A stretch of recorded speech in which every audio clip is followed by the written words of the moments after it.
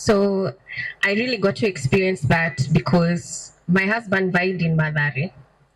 A young person, he spent about 7 million, and we were broke.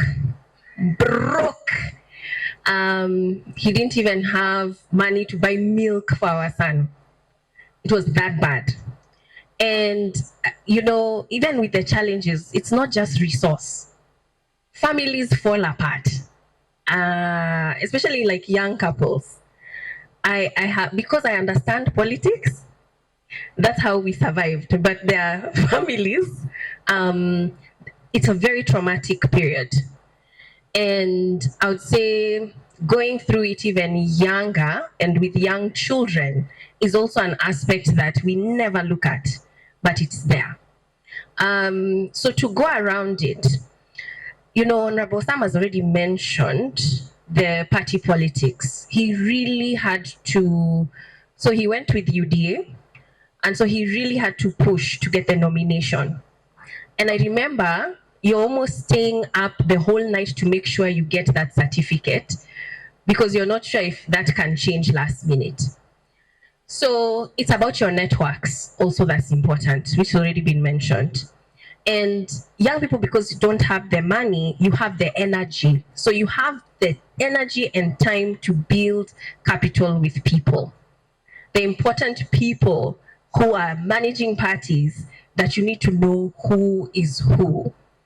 And that's also where a lot of investment is needed. Social media. His campaign online was brilliant. And I'm not just saying it because I was in charge of it. Okay?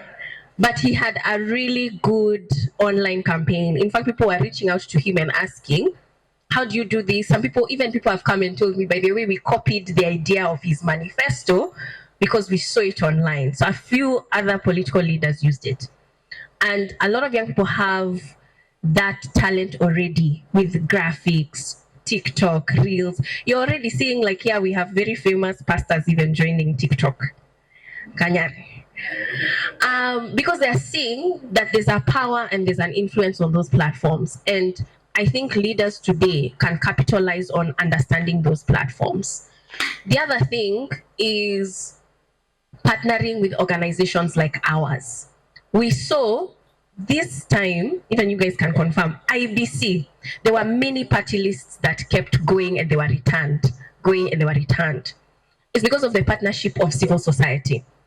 When you're seeing someone has been kicked off, when you're seeing that, different countries have certain quotas that they're supposed to meet, affirmative action, how was the criteria done, and sending a red flag to civil society or other institutions to say, there's a problem with this list.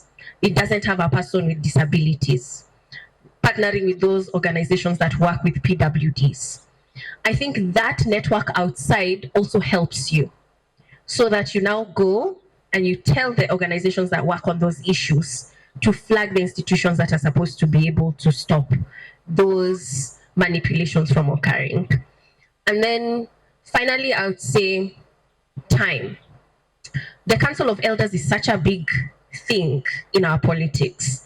And Council of Elders are mainly men. And a lot of times, by the time they get your endorsement, you have worked on that relationship.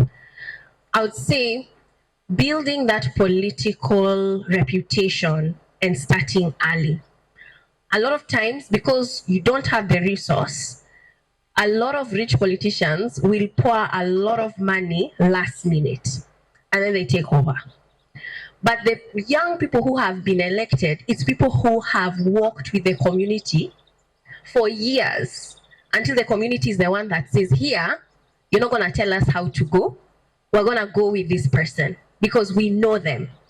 And that's why we encourage, especially young people, to start in the community level and starting early with your goal in mind of what you're targeting and not thinking about it a year to an election.